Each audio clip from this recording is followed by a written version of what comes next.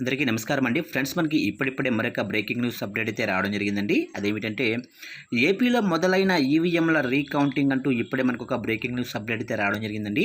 అయితే ఇందుకు సంబంధించిన పూర్తి వివరాలు అయితే మన వీడియోలో తెలుసుకుందామండి. ఎక్కడ ఏంటి అనేది వీడియో మాత్రం ఎక్కడ స్కిప్ చేయకుండా చూడండి ఫ్రెండ్స్. అప్పుడే మనకి పూర్తి సమాచారం అయితే తెలుస్తుంది. లేట్ చేయకుండా వివరాల్లోకి వెళ్ళిపోదాము.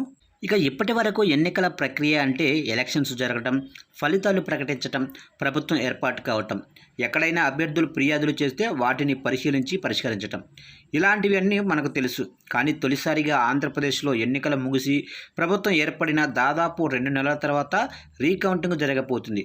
అది కూడా 12 పోలింగ్ కేంద్రాల ఈవీఎంలను రీకౌంటింగ్ చేస్తున్నారు.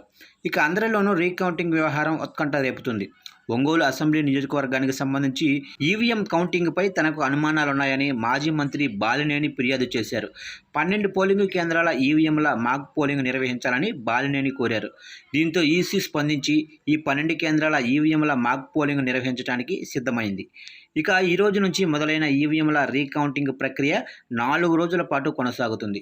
రోజుకు 3 కేంద్రాల ఈవీఎంల చొప్పున రీకౌంటింగ్ నిర్వహిస్తారు. ఇక ఈవీఎంలను భద్రపరిచిన ఒంగోలులోనే భాగ్యనగర్ గౌడంలో కౌంటింగ్ అయితే జరుగుతుంది. దీనిని పర్యవేక్షించడానికి ఎన్నికల కమిషన్ కార్యాలయం నుంచి ప్రత్యేక అధికారి కూడా హాజరయ్యారు. ఇక స్పెషల్ కలెక్టర్ ఝాన్సీ లక్ష్మిని నిర్వహణ అధికారిగా జిల్లా కలెక్టర్ తమీం అన్సారియా నియమించారు. ఇక ఝాన్సీ లక్ష్మి పర్యవేక్షణలో ఈ లెక్కింపు ప్రక్రియ స్టార్ట్ చేశారు. ఇక రీకౌంటింగ్ జరిపించాలంటే ఈసీకి ఖర్చులు చెల్లించాల్సి ఉంటుంది. దీనికోసం రీకౌంటింగ్ కోరిన బాలినేని శ్రీనివాసు 5.44 లక్షల కోట్ల రూపాయలను చెల్లించారు. ఈ రీకౌంటింగ్ ప్రక్రియలో ఎమ్మెల్యేగా గెలిచిన అభ్యర్థి దామంచర్ల జనార్దన్, అలాగనే మాజీ మంత్రి బాలినేనితో సహా 26 మంది అభ్యర్థులు పాల్గొంటున్నారు.